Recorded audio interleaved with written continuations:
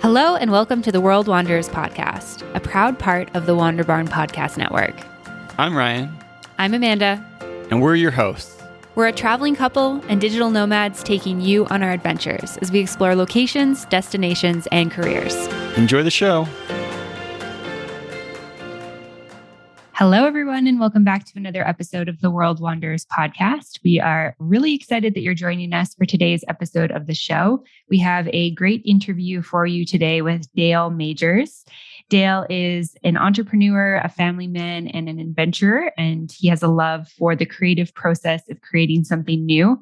And he has a whole list of hobbies as well as a lot of experience through e-commerce and entrepreneurship. But one of his hobbies that we're going to kind of hone in on today is cycling, the passion for cycling and bike touring, which he's done, himself with his partner, as well as with his family. So we're going to talk a little bit about bike touring in general, bike touring with kids, bike touring, traveling with kids in general, and so much more. So we're really excited for this interview and excited to dive in. So Dale, welcome to the show today. Awesome. Thanks for having me. Yeah, absolutely. And where are you joining us from today? From Farmington, Utah. Okay. Whereabouts in Utah is that? So we're about 20 minutes north of Salt Lake City. Okay, cool. We were in Salt Lake City very briefly in September. Okay, awesome. Yeah, amazing. Well, can you start by telling us a little bit about your story with travel, how you got into travel and all of that good stuff? Yes. Yeah. So I grew up here in Salt Lake. I'm one of 9 kids, and we actually we were close enough to the airport that my friends and I would always ride our bikes to the airport and wander around the terminals because it was just a fun, free thing to do. And I always liked the idea of travel. I wanted to be a traveling salesman when I was older because my dad would travel a few times a month for work. And I thought that was just so cool and glamorous. And when he would take us on our little, on his work trips, to Idaho, we'd go to the bowling alley or the movies. Then I thought that was just so cool. And then but I didn't get lots of opportunity to travel when I was younger. But my friends and I, for our senior trip, we had this idea to go to California and ride our bikes along the Pacific coast. So we took a Greyhound bus right after we graduated from high school and went to Santa Barbara, California, and then rode our bikes down the coast to San Diego. And that was awesome. We just packed everything. We camped along the way and had an amazing experience. And we told each other that, okay, when we get back, we all went to live abroad as missionaries for our church. And then for 2 years, we went to different places. I was in Portugal. And then when we got back, we said, okay, when we get back, we're going to ride across the country. And we all got back. And instead of going the long way, we decided to ride from Canada to Mexico.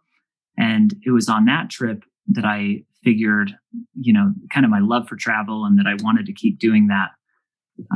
But that unless I was an entrepreneur, I likely wouldn't be able to. So that's really where I committed to entrepreneurship as well. I started selling.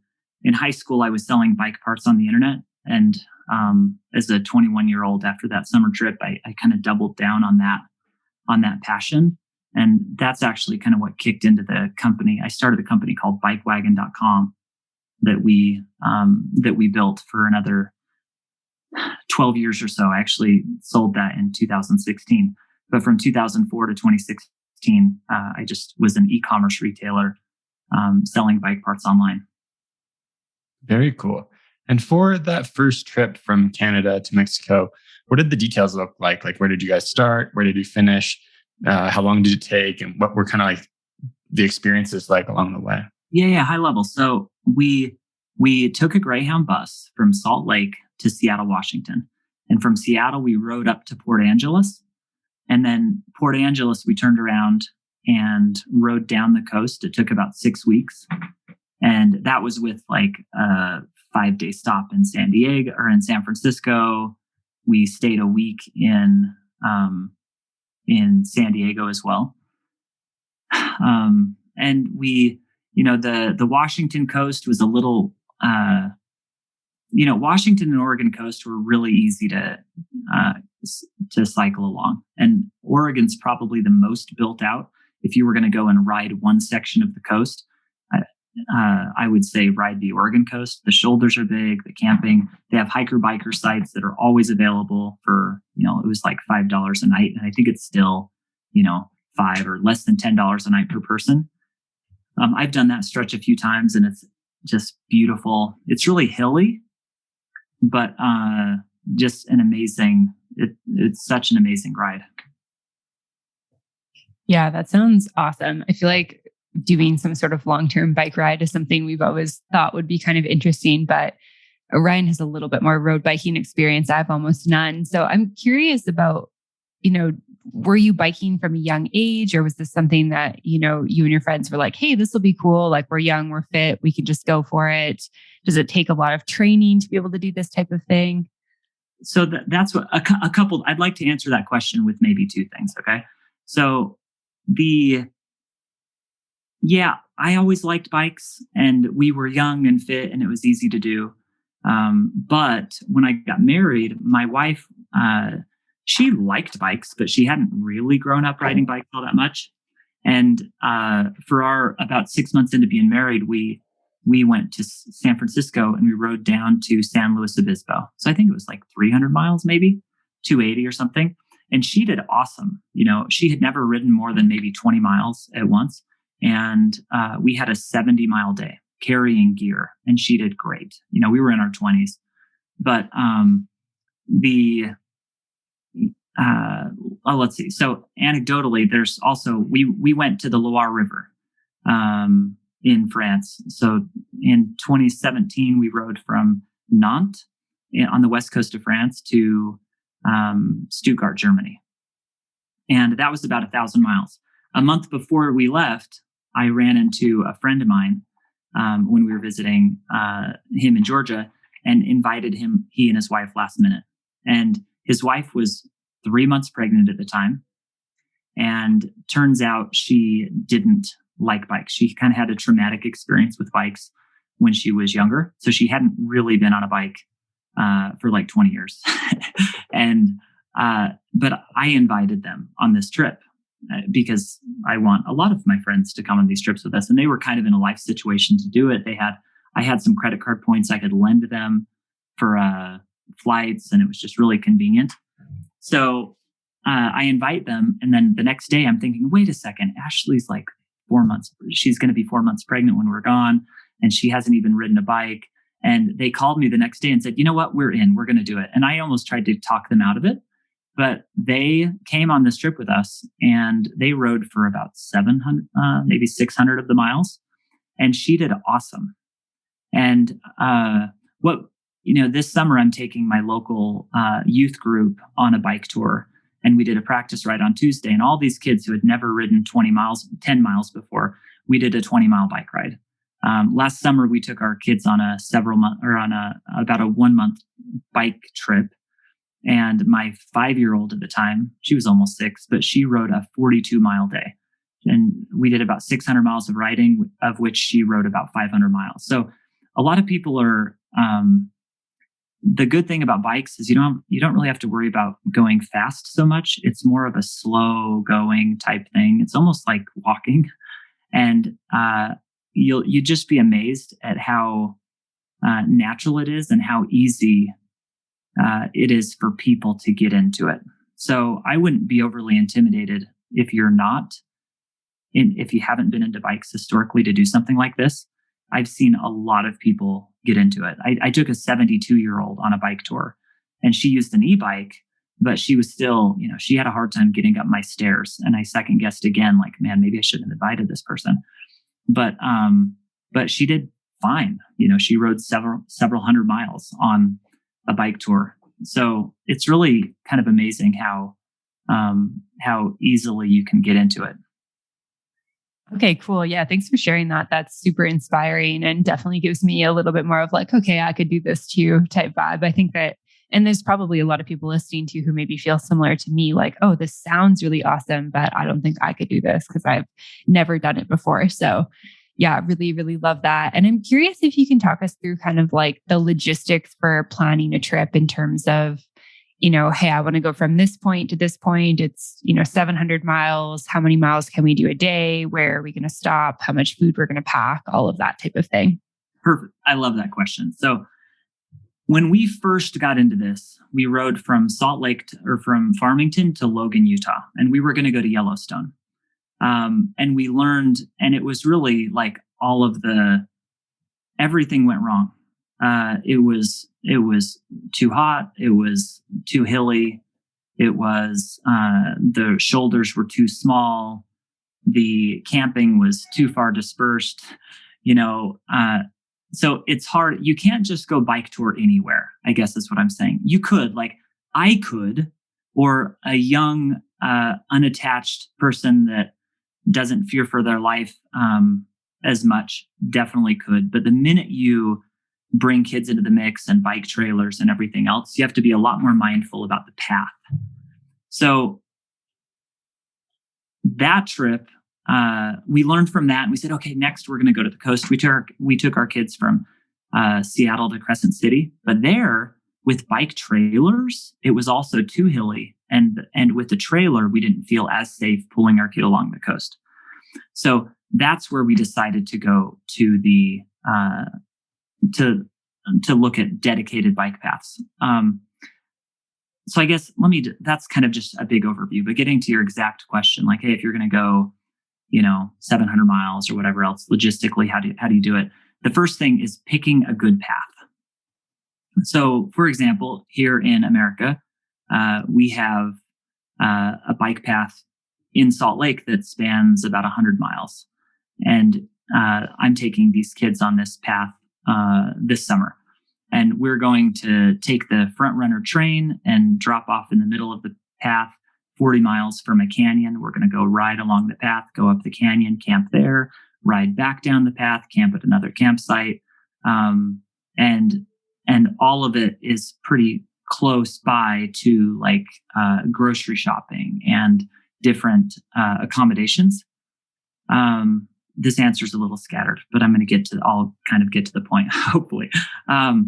So most importantly, pick the path. As far as like the amount of miles that you can go per day, that's very much dictated by the camping accommodations. So we went along the Katy Trail in Missouri last year. And one of the problems that we had there was some of the camping was a little far apart, 30, 35, 40 miles. And with kids, we like to stay at like 25 miles apart. But then one of the other considerations is grocery shopping. So if the grocery shopping is too far away, that is also really hard. And that's why several times we've ended up in Europe, in France along the Loire River, because you have very frequent campsites every 8 to 15 miles. And you have grocery stores every 10 to 20 miles as well. So you can really go anywhere. I guess those are the three elements. You want to go somewhere where there's a path that you feel safe on. And that with a family with young kids that are riding, we only feel safe on dedicated bike paths where they're at least mostly dedicated paths where there's no cars. If it were just me, then my paths could be different. But then, so you have the safe path. Second would be the access to camping sites. And then third would be access to groceries, because you can only carry, you can carry like a day or two of food. So you kind of determine the path based on, access to groceries. If I can go 80 miles a day as a young guy, which is what I would plan on if I were just going alone with my other able friends, then we could do 70, 80 miles a day, no problem. But with my family, we're planning to only go 25 miles a day. So we'll pick our path based on those numbers. We could tour in a lot more diverse places with a bunch of adults than we could with young kids. Okay, yeah, that definitely makes sense. And one kind of practical-ish question, when you guys are going to France, for example, and I'm assuming you're flying over there with your bikes and bikes for a whole family, how does that work? As someone who's never flown with a bike before, is it as simple as showing up and checking it, or do you have to pay extra fees? Do you have cases for the bikes? Yeah. What's the practical side of it? we've done it in two ways. Usually when we go bike tour, we fly into one place and out another place, which means we don't bring any baggage that we're not. So when you go over, you have to think, do I want to carry this on my bike for a month? So you're pretty much packing everything in cardboard boxes and then bike bags that you're going to carry on your bike. Even the shoes you wear, like the lightweight pair of shoes that are not your bike shoes. But you pack everything in cardboard. You can send a bike on most airlines for about $250 each way. So you'll put your bike in a cardboard box and pack it. And then you show up to the airport with a bunch of, gear in cardboard boxes. You're carrying on your different panniers because you do have some carry-ons. And then when you arrive on the other side, you're typically, picking up all your bags and pulling them outside to a place where you can spread out and set up all your gear. And then you'll ride away from the airport. Like we've ridden from the Seattle airport, from the Charles de Gaulle airport in France. But we've also, one of the times we had 17 people. So we put everything on 2 large pallets and sent them over by boat like 6 weeks before. And then we flew to the airport and then took an Uber to the campsite. We always camp in France. We camp at the Bois de Boulogne. There's some camping a couple miles from the Eiffel Tower for like 12 euros a night per person. And we had all of our gear sent there. And then we packed everything up. But packing your gear for the first day is kind of an all-day affair. It'll take you 4 or 5 hours if you have a larger group and lots of kids. So that's probably the most stressful, pull your hair out part of bike touring. But once you're all loaded up and rolling down these paths, it's really cool. Yeah, no, I imagine, going through it would be, and like biking away from, a major airport in France would be fun. For you guys, as you had this love of cycling, start having children, what was that process like incorporating the children into that hobby, that sport? Yeah.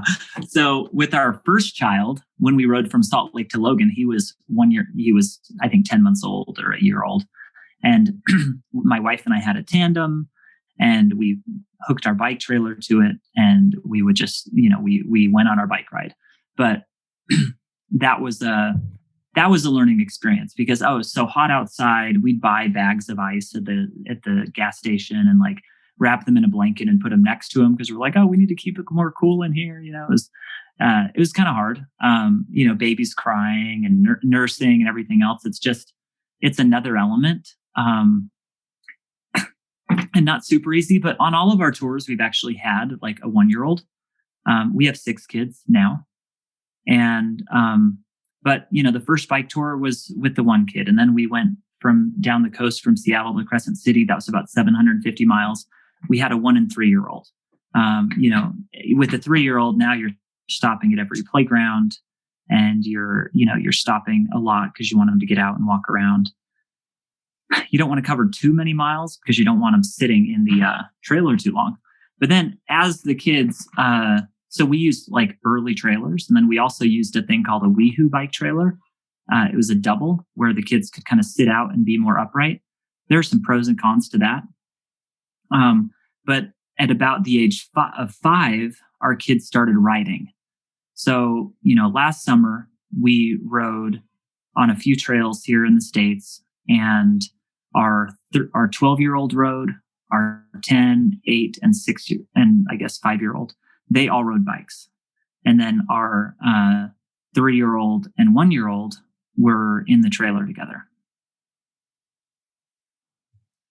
Okay, yeah, thanks for sharing that. I was just Googling what a Weehoo bike trailer looks like, and this looks pretty nifty. This looks like something I'd like to hang out in. They're so fun. And they're on dalemajors.com on my blog. I have some pictures of our different gear. There's like a post that's the bike trip overview, and it shows a picture of our different gear if people want to check it out. And also I wrote a guide on bike touring that I just give to all my friends or anybody that asks for it. So if anybody wants to email me at dale@grandtrunk.com, I can just send you my kind of bike touring guide, and it has pictures of all of this gear if you're curious. Awesome. Yeah. Thank you for that. That's really generous. The problem with like the Wihoo, for example, and I used to sell bike parts. So I've sold hundreds of Wihoos. I've probably sold I don't know, at least 500 Wihoos. They're amazing and so much fun for like a 10-mile ride. But when you're riding every day for 4 or 5 hours, you're going to, a lot of times the kids are falling asleep and their heads are hanging over and they're just exposed in this little rocket bike. And it's not as comfortable for those longer trips. So I've kind of had I've been torn on the Wihoo for bike touring. I think it's probably good for like a 4-year-old, but the 2-year-old that's going to fall asleep, they're going to be much more comfortable and safer in a bike trailer. So I know that a lot of people would be tempted to, because the Wihoo's fun, and especially for a little bit, the kids love it. They like it so much more than the bike trailer. But their arms can hang out. So if you crash and their arm is hanging out of the thing, they're going to get road rash or worse, which actually happened to us on one of the trips. Yeah, I would imagine that would be a little bit stressful. And one of the things I'm curious about is, because 6 children is like a lot to manage if you're just at home, much less if you're heading out on the road to bike. Because I would imagine there's obviously educating them on safety and how things are going to go, since you can't communicate while you're biking, and then navigating like bathroom breaks, snack breaks, etc. What are some of the things that you guys do just to make that a little bit smoother for your family? Okay. So, and I think in the guide, I talk about a lot of that too, but we have some definite rules. Like, there will be crashes on bike tours, because your kids will make you crash. Your kids will make themselves, each other crash. So we have a lot of, like one of the things we always call out, everybody alerts everybody else of, hey, there's a biker back, or hey, there's a biker ahead, because you're on these trails. You're letting people know when you're passing them. You don't get too far ahead. You never make a turn without the person behind you seeing you make that turn.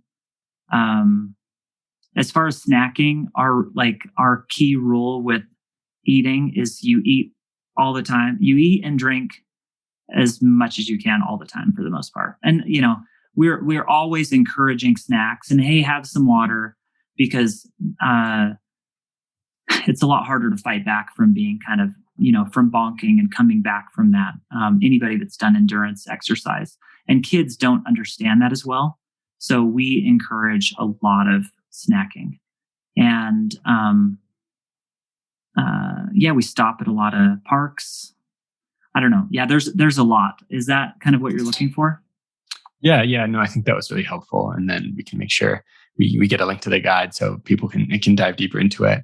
One thing I'm curious about is, you mentioned a couple different spots in the US, you mentioned France, but kind of for your different adventures with families that are on more like bike specific trails, what have your favorite places been? Yeah. So we did, North Dakota has the Mickelson Trail. It's 120 miles, through the Black Hills. Absolutely beautiful. Fun 5-day trip. The Katy Trail, 230 miles or 250 miles along the Missouri River, to do in the fall. Beautiful. The Great Allegheny Passage in Pennsylvania connects to the C&O Railroad, C&O Canal. We did that one last year as well. We didn't do the C&O. We just did the Great Allegheny Passage. We kind of did it there and back. That's 350 miles. We love France because they have a network of trails called the Eurovelo network. And there's over 100,000 miles of trail that's planned out. It's not all done. But for example, between the Pacific Ocean, at the Atlantic Ocean and the Black Sea, you can ride through France, Switzerland, Germany, Slovakia, like Romania. It goes all the way to the Black Sea. That one we've done a couple times to Germany, into Germany. We like that because culturally they are set up. Camping is different in Europe. All the campsites are, they're more like KOAs. Wi-Fi, hot showers, swimming pools, and you just have, there aren't, in the US, we're spread out a lot more. So some of the trails are a little more tricky with kids because you're having to span, 35 miles in a ride instead of 20, which is a big deal for a 5-year-old. So I would say that our most favorite spot is the Loire Valley. And where was that? Sorry. So the Loire Valley it goes through a lot of castles. It's in France. Okay, cool. It sounds like France is a great place to bike tour. Oh, it's amazing. And a lot of my neighbors wanted to go on a bike tour. This was 3 years ago. I said, oh, Dale, hey, let's go. And I was going to take them along the coast. And then flights were cheap to France. I said, hey, how about this? Instead of 7 days, let's take 10. We flew to Paris, camped in the Bois de Boulogne, camping for a couple nights, toured Paris. We took a 2-hour train to Tours, actually, a little town south of France. And then we rented bikes at a shop there for $100. And then we rode along the trail for maybe 150 miles to Orleans, and then dropped the bikes off at one of their sister shops and took the train back to Paris, went to Disneyland for a day, and then flew home. That sounds like an excellent trip. It was easy. Logistically, that's the problem with Oregon is how do you get to, Portland is still, 80 miles or however long. It's just all of those places to get to the Oregon coast. Logistically, it's kind of far. So even going to Seattle, you ride for a day to get to the coast. And it's up and over hills. It's kind of a tough ride. You wouldn't do it with kids. Where you go to Paris, then you fly then you take a train to the trail, and you're all of a sudden you're like right on this dedicated bike path. So logistically, it's really easy.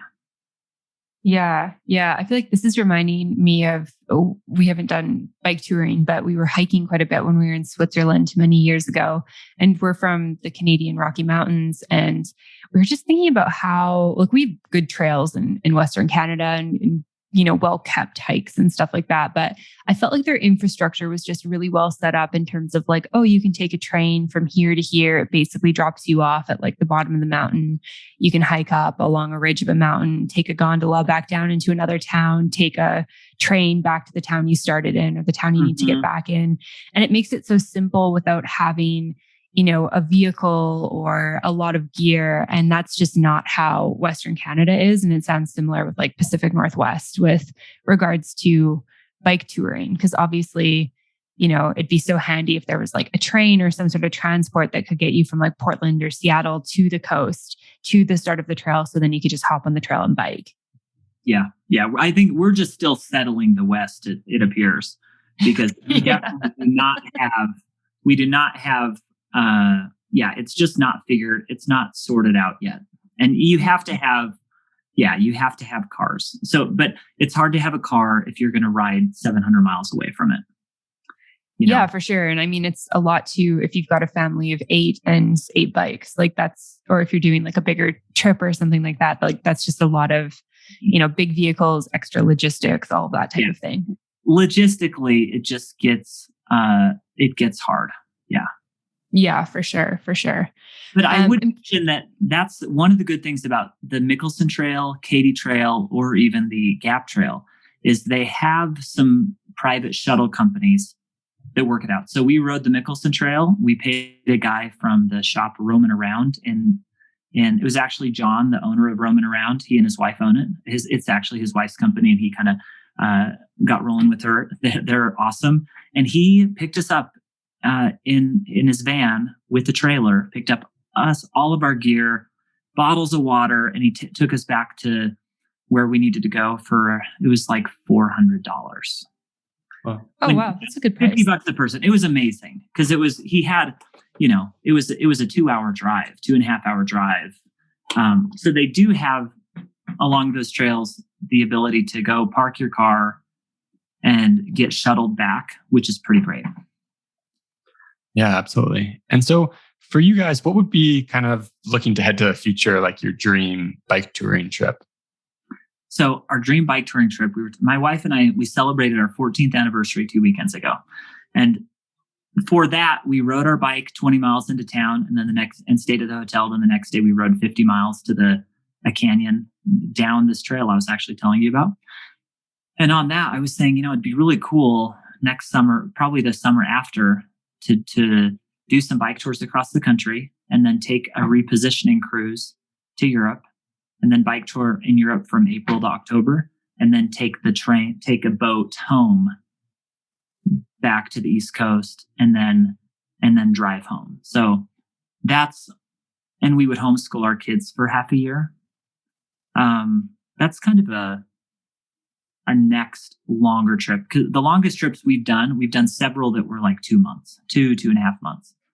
So this one would be more of a, probably a 7-month trip. Yeah, that sounds really awesome. I think that taking one of those boats across the ocean would be really cool. Yeah, we really like the idea of it. I like the idea of it more than my wife likes the idea of it, but I think with the whole thing packaged together, we can all get on board. Yeah, for sure. Hopefully you guys can make that happen. And that kind of leads to one of the other things I was curious about. I wanted to ask you about, coordinating or balancing doing this bike touring with running your own business. I know one of the things you said early on was that entrepreneurship was, the best route for you because you wanted to be able to take these trips. But how do you kind of balance both of those, like making sure you're getting work done while also planning and going on trips? And then, of course, being a father and a husband and all the other things that we have going on in the world. Yeah. Well, for the most part, I think a lot of entrepreneurs that get into it have less freedom than they would with a job.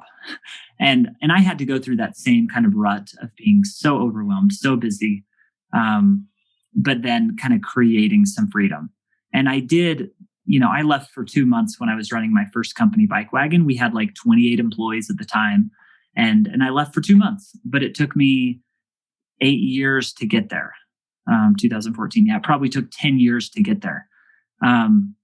Because I had to very deliberately set up my life and my work and hire employees with that in mind, that I could leave and not have the business fall apart. So kind of building, so I've always had a focus on building businesses and not jobs, where a lot of entrepreneurs kind of build like a good job that they can run and be their own boss, but they couldn't leave it, which is okay too. I'm not saying that's bad, but it is hard to go and unplug for too long if you're an important part of your business. So and actually the two businesses I run now are Grand Trunk, and I'm active there about 25% of the time. And then I run a coaching company actually helping entrepreneurs with life balance and kind of structuring their lives to align with their values. So I really love the idea of having this kind of trip 2 years out, because it gives me I think it's important to recharge. We're not traveling all the time. And even when we do travel, a lot of times after 6 weeks or so, I've been kind of antsy to get back and build and do other things. And maybe that's just because we were mostly done with our trip. But I love what I do professionally, and which I think is really important. I feel that it's more of like a purpose and mission. So I'm not trying to just like be on vacation all the time.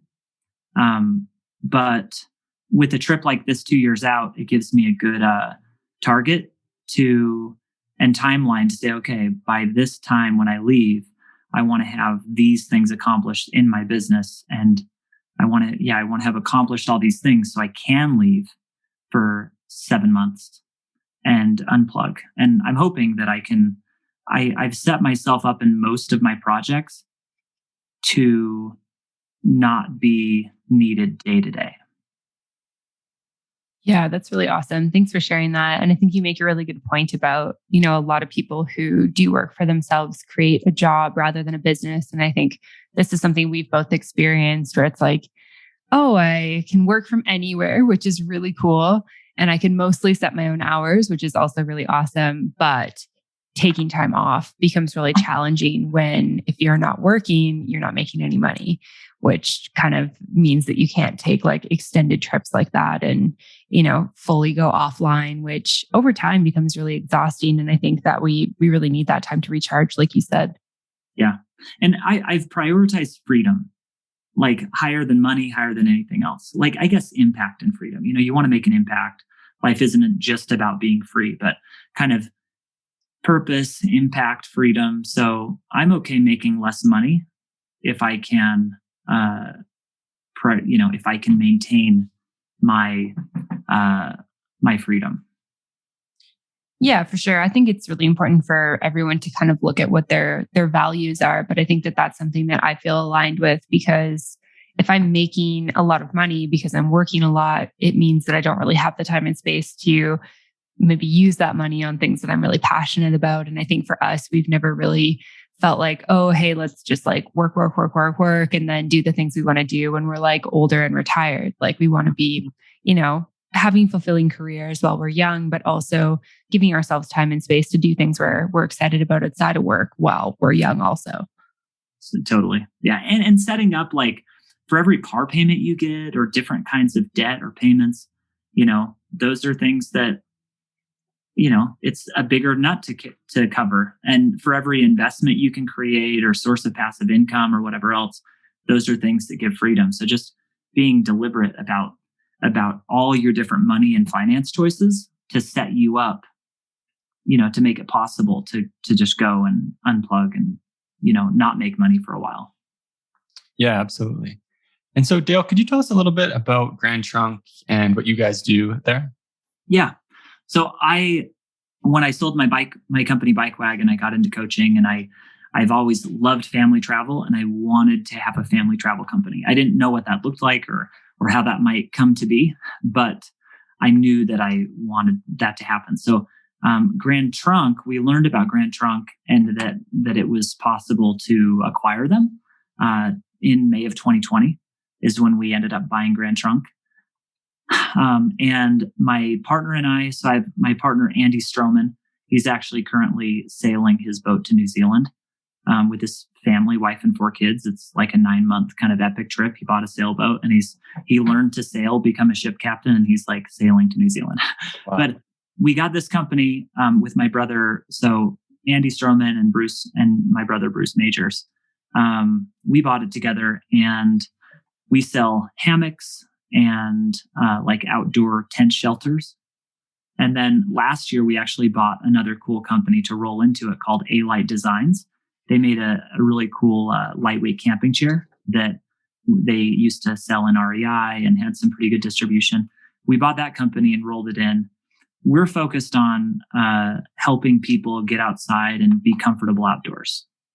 So a lot of our products kind of fit in that category. And we sell direct on our website, grandtrunk.com, and through independent retailers, mostly here in the US, but we have some international distribution too. Like we went to Canada. We have a new set of a lot of partner shops in Canada now too. Awesome. Do you partner with like smaller businesses, like kind of one-off outdoor shops and that type of thing, or like kind of the bigger brands? Yeah. No, we sell to a lot of independent outdoor shops. Okay, cool. That's really awesome. Ryan had pulled up your website, and we were creeping some of the stuff that you guys are selling. It looks pretty awesome. Yeah, it is a fun category to be in. Awesome. Yeah, we'll make sure there's a link for Grand Trunk on the show notes so that other people can go check that out. And I'm curious, do you have any, tips or recommendations or pieces of advice you want to leave listeners with today, and particularly if they're interested in, traveling with children, bike touring, that type of thing? Yeah. So I would just say, believe in your kids' ability to do hard things. And I've never been underwhelmed by my kids in their ability to go long distances. 2 years ago, my 9 and 11-year-old did like a 24 and a half mile hike in a day, with like 3,000 feet of elevation climbing. And we kind of got stuck in the rain and it snowed a little bit and it was kind of a hard experience, but we hiked for like 14 and a half hours and they look back at it longingly and want to try the peak again because we didn't make it up to the peak. But I'm just always impressed with what kids can do. And a lot of times when I talk to people about this, it's usually the parents that are like, oh no, my kids couldn't do it. Yeah, I think you're projecting a lot of your insecurity on your kids. Kids, we're all kind of built to do these types of things. So I would just say, just give your kids a chance to try something like this, to go on longer rides, and you'll be really, I think, pleased with it. And you made one other comment about, it's hard to manage 6 kids at home, and it's hard to manage 6 kids in an RV. It's way easier to manage 6 kids that are expending all of their energy every day on a bike trail. And then, on like our bike touring, we did a month of bike touring, a month of RVing last year. And the month of bike touring was so much easier because the kids, we all had like a family joint mission. There was no screen time. It was just, we were active and moving, and it was so much more enjoyable than being cooped up, going from place to place in the car. Yeah, thanks for sharing all of that. And especially that last point, because I think that, we just have a small baby. But we've seen our friends with older children, and it seems like they have a lot of energy and they need to expend that energy before they're like, ready to sit down and have a meal, ready to go to bed, that type of thing. So I would imagine that, having that joint mission, having this like joint goal as a family is a really fun thing for everyone. And then also just, I'm sure they're tired at the end of the day, which means probably not a lot of fighting to go to bed and that type of thing. Yeah. For the most part, it'll still be there. We had a very resolute 5-year-old that could fight even late at night, but for the most part, everybody fought less on the bike touring days. Awesome. Well, that's great to hear. And if people want to follow along with your journey, learn more about you and everything you're up to, where can they find you online, Dale? Yeah, so I'm active on LinkedIn and Facebook, just Dale Majors. And then I do a pretty crummy job of keeping my site active on dalemajors.com.